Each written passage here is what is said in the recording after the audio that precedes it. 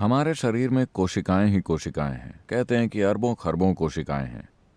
ये सारी कोशिकाएं, ये सभी प्रोग्राम की गई हैं स्वस्थ रहने के लिए, जिंदा रहने के लिए, खुद को जिंदा रखने के लिए और पूरे शरीर को बरकरार रखने के लिए।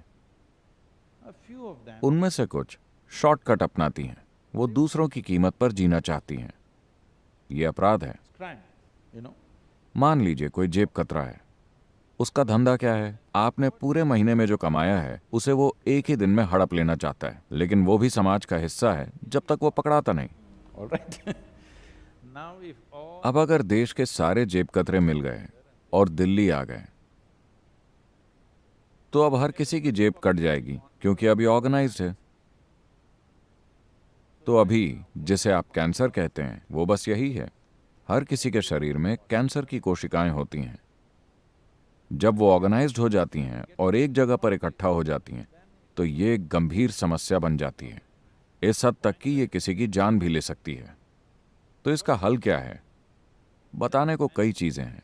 सबसे पहले, अपराध वहीं पनपता है जहां सिस्टम में कोई व्यवस्था नहीं होती। समाज में अपराधी फलेंगे फूलेंगे अगर कानून व्यवस्था ठीक से लागू नहीं की गई। तो हमारे सिस्टम में एक डिफेंस मैकेनिज्म है। क्या हम इसे ठीक ठाक रख रहे हैं? क्या हम इस पर हर किस्म के स्टिमुलेंट्स और नशीली चीज से बमबारी कर रहे हैं और फिर उम्मीद कर रहे हैं कि ये डिफेंस मैकेनिज्म काम करेगा? ये ऐसे काम नहीं करेगा।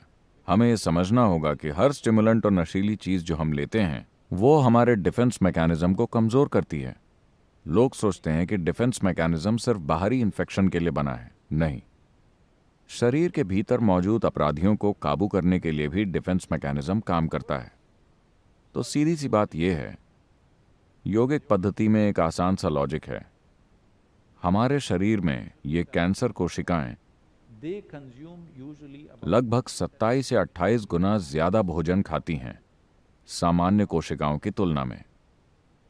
तो अगर आप भोजन के बीच के गैप को बढ़ा देते हैं, योगिक संस्कृति में एक भोजन से दूसरे भोजन के बीच के गैप को 8 से 12 घंटे होना सबसे अच्छा मानते हैं। अगर आप भोजन में 8 घंटे के गैप को कायम रखते हैं तो ये कैंसर कोशिकाएं अपने आप मर जाएंगी, क्योंकि वो भोजन के बिना जीवित नहीं रह सकती। बाकी कोशिकाएं जीवित रहेंगी। तो हमेशा हमने तय किया हुआ था, सुबह एक भोजन, शाम को एक भोजन, बीच में कुछ भी नहीं खाना है। और लोग हर महीने में कभी एक बार या 2 बार पूरे दिन भोजन न करने का नियम पालन करते रहे हैं। इसे काबू करने के ये आसान तरीके हैं।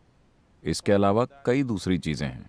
सबसे बढ़कर, अगर आपका मन और शरीर एक तरह से सहज और शांत हैं तो ये जीवित नहीं रहेंगी।